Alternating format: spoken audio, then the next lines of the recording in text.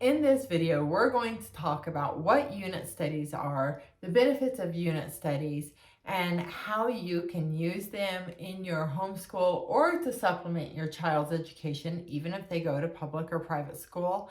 And also, in the article that goes with this video, you will find a list of unit study ideas and various curriculum options that you can use for unit studies.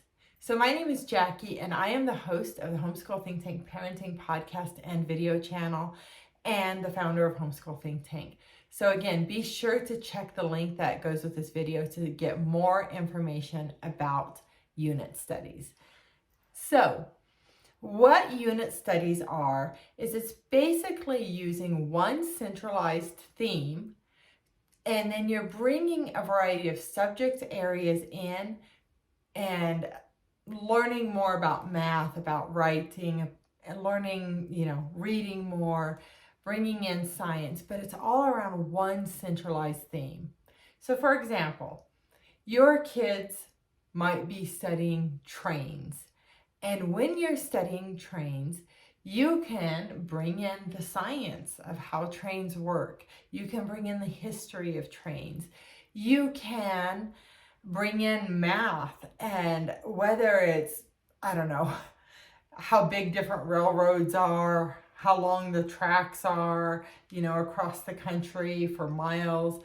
You could do geography. You can bring in a lot of different topic areas around trains.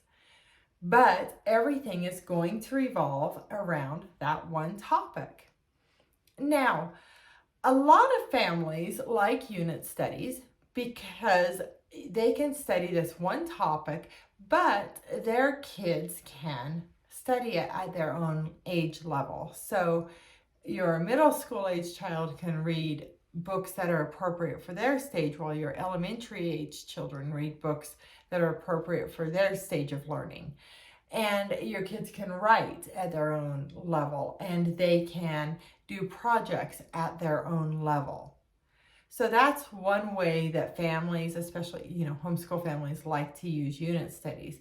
Now, you can also take different aspects of that one topic and break it out, and your kids could study different aspects around trains.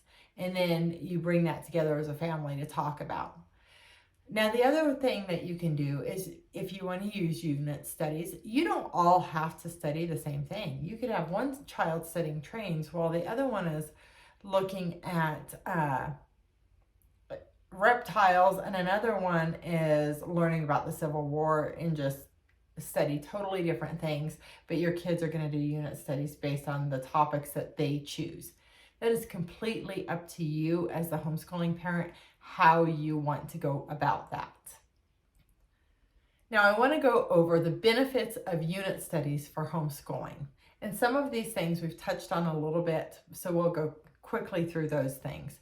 So multi-age learning. So like we just spoke about, family inclusivity, so you're including everybody. It's personalized for your family. So like we spoke about a moment ago, where you could all take different aspects, or your kids are learning at different levels, or you're even doing completely different unit studies. It's personalized in the way that you want to personalize it, and individualized for each child.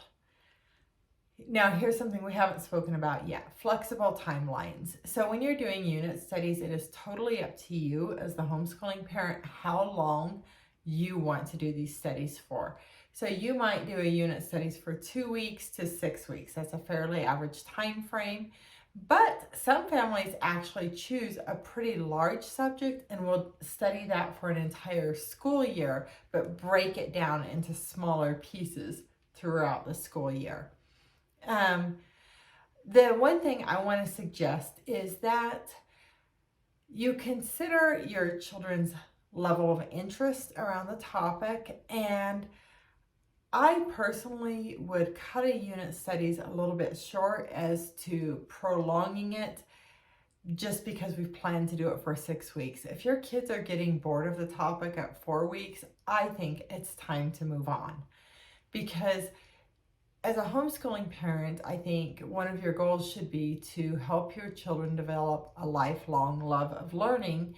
And if they're getting bored with the topic, then that's not in line with developing a love of learning. However, if when you're finishing it, they're going, oh, I don't really want to move on, chances are your kids are going to continue to read and learn more about that on their own sooner or later anyway. So keep that in mind with your timelines. Skill development. So through unit studies, another benefit is skill development, and your kids are going to develop essential skills like critical thinking, research skills, and problem solving skills. Another benefit of unit studies is subject integration. You can bring in lots of different subject areas around that one centralized theme, whether it's studying trains, the ocean, outer space, your family history, whatever it may be, you are able to integrate a lot of different subjects. All right, I think this is one of the best benefits of unit studies.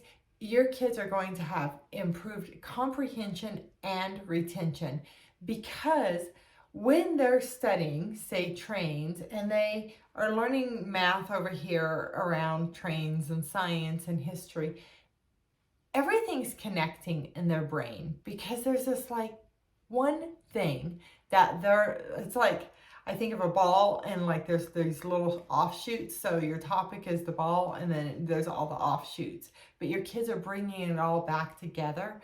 And so they're going to retain more of the information. Now, one of the final benefits of unit studies that I could think of is increased confidence. So when your kids are doing research, when they're writing, when they're reading on their own, and learning and doing these projects, all of these things come together to help your children increase their confidence. And that is very important. Now, I think there are two basic approaches that you can take for a unit studies. Number one is you're going to decide, we want to learn about this specific topic, and then you're going to go find the resources. The second thing that you might do is see something in your community where you live, or it's like you already have this link to it and it seems easy to learn more about it. So let me give you an example. In the first example, let's say I decide I want my kids to learn about Greece. Now, there are a lot of resources about Greece where we could learn. We can go online and find websites with information. We can get books. We can watch documentaries. There are a lot of different resources that we can use to learn about Greece. Now, what we are not going to be able to do very easily anyway is experiential learning, like going to Greece. Yes, we could travel to Greece, but for various reasons, it's unlikely that we're going to do that right now.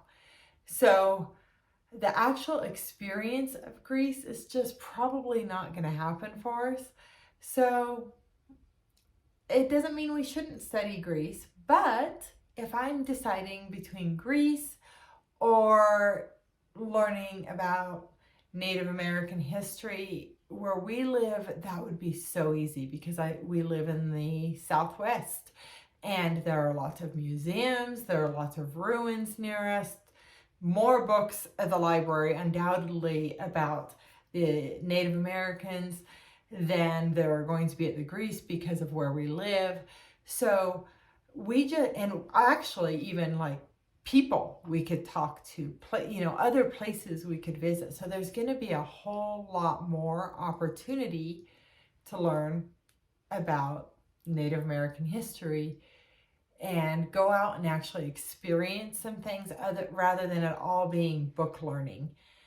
So that's something I think you should consider as you're planning your unit studies, is how can you bring in experiential learning? And what's more likely, this or that? Now, it doesn't mean you shouldn't study Greece. It's just something to consider.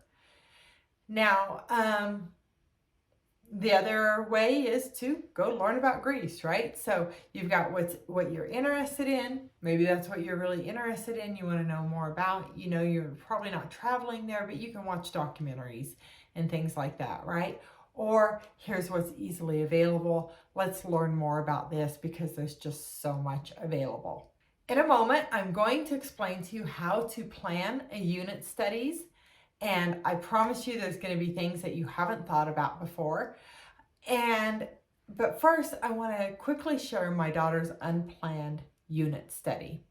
So when she was younger, she loved reading the 39 Clues books with Rick Riordan. And in one of his books, he brought up the Romanovs. I never read this specific book, but the Romanovs came up, and my daughter became obsessed with Anastasia Romanov from Russian history and read about this family extensively, did her own research papers, did art projects around the Romanovs.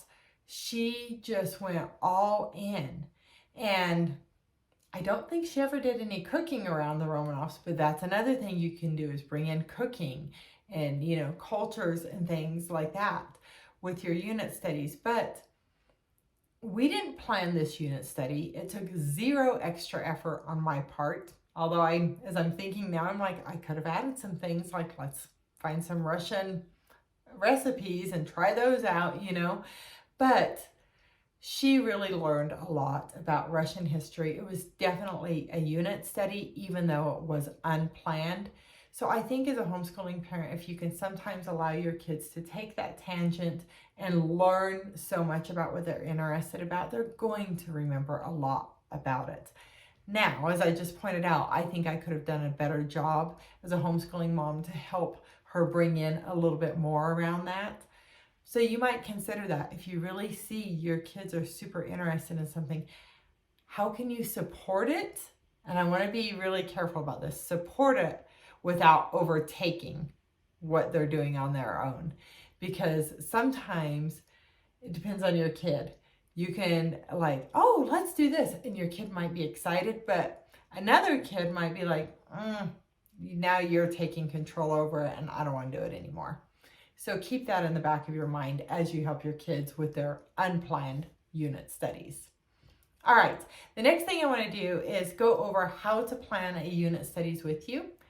Now, I want to remind you there is an article that goes with this video and podcast episode, so be sure to check the link beneath this video and podcast episode to get all the details and also to get more unit study ideas, because I will share a lot of ideas for unit studies that I'm not going to share in the video or the podcast episode. So definitely check that out, and you're going to see me looking at my notes to keep me on track here. So number one is I'm going to assume throughout this that you are planning this unit studies as a family. However, I do understand there are times when you will plan the unit studies on your own as the parents because it just makes more sense for whatever reason. So number one, if you're planning with your family, hold a family brainstorming session. So everyone's going to share ideas about things they want to learn about, and we're just going to brainstorm. That's it. And all ideas are welcome. This is really important. I think it's important to talk to your kids ahead of time and say we're not shutting down any ideas. All ideas are welcome here. Number two, you're going to consider whether you want to do a family unit studies or individual unit studies. So if you're doing this as a family, we're all going to choose one topic, and you can all just study it together, but you can also take different aspects of that topic and study, you know, each of the kids could have their own take on things. Or you can do individual unit studies. So if you have one child studying about trains, the other one about Romanovs, and the other one about reptiles, everybody can do their own. So that's totally up to you as a homeschooling parent, how you want to go about that. And remember to look for more ideas for unit studies in the article that goes with this video. Now, it's possible you're watching this right on Homeschool Think Tank's website, and if you are, just check underneath this video and you'll find information somewhere on this page with more ideas for unit studies. All right, number 3, as you're deciding what unit studies you want to do, consider how you're going to integrate different subject areas, and especially keep in mind whatever the laws are where you live for homeschooling, you want to be sure to incorporate those different subject areas, especially if you're using unit studies exclusively as your homeschooling curriculum. Now, you may be supplementing with other curriculum, so if that's the case, it's probably not as important to incorporate every last subject that's required by law. But just keep that in mind. Whatever your requirements are, know what they are. The next thing you want to do is list resources for your unit study. So here's a short list that I've put together for you. And again, you can find that in the article that goes with this video. Books, principles, documentaries, websites, games, definitely remember games.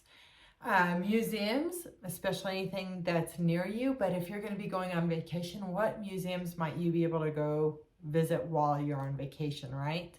National parks. People, whether it's somebody that you're trying to get a hold of that you found online, or somebody in your own community or your own family, who can you visit with to learn more about this topic? Different stores. Stores are great resources. Organizations around the topic, nature centers, other resources near you, or online resources. So you'll want to put together a list of resources you can use for your unit study. Now, the next thing to consider is the length of time for your unit study. Now, some families will choose one big topic for an entire calendar year and break up smaller unit studies throughout the year. But I think more often, families just do a unit study for 2 to 6 weeks and then go on to a new unit study every 2 to 6 weeks if they're using that as their main way to homeschool their kids. By the way, in the bottom of the article that goes with this video and podcast episode, you will find a link to other approaches, other styles of homeschooling, so be sure to check for that. All right, the next thing to do is to decide when to do the unit study. Now, if your unit study revolves heavily around weather, you're going to want to take weather into account. So it may need to happen in a certain season.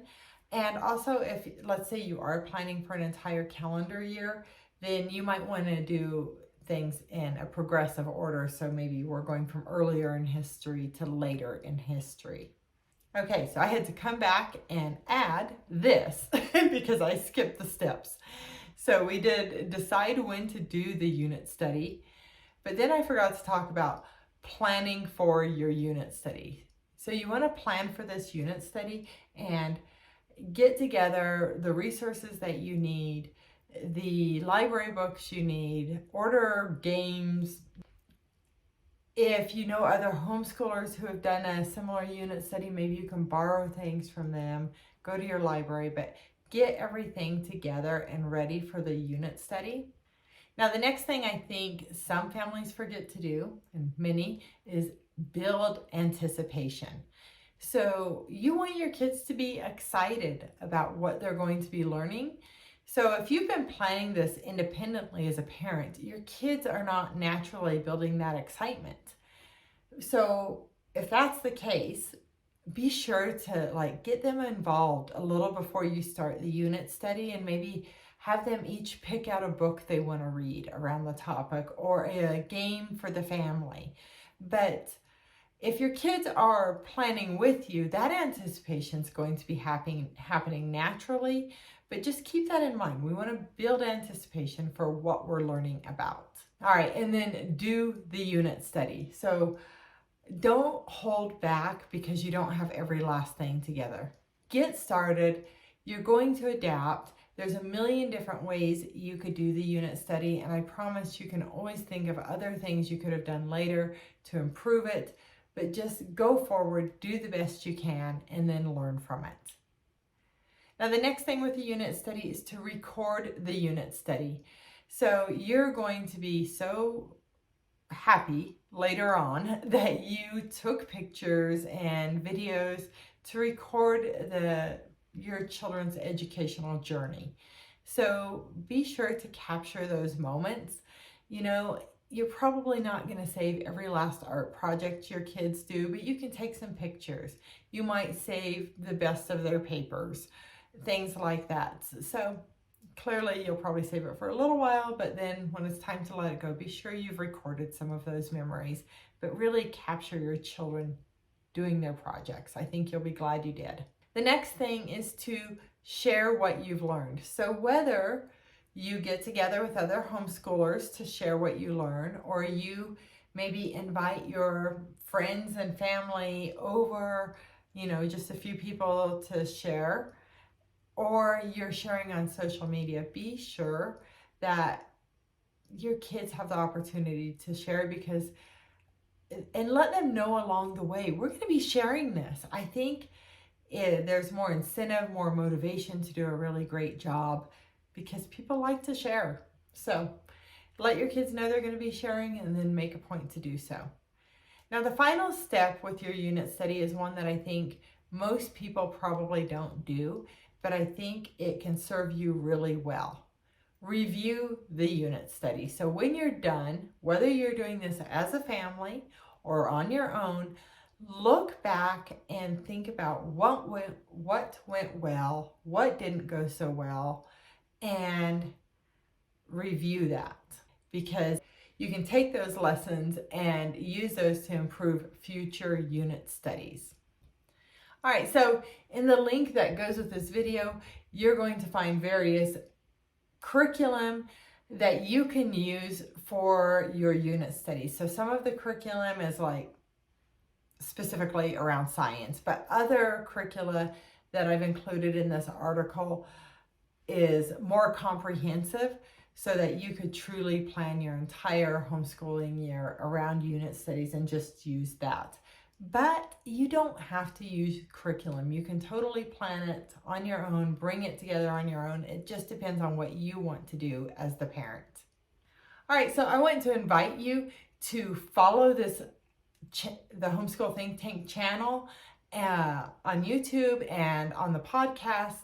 And if you need help with homeschooling, I am a homeschooling consultant, and I'm also a certified life coach who specializes in helping homeschooling parents. So check the link that goes with this video and sign up for a consultation with me. All right, I can't wait to meet you. My name is Jackie, and I am your host of the Homeschool Think Tank Parenting Podcast and video channel. Live and learn your way. Bye-bye.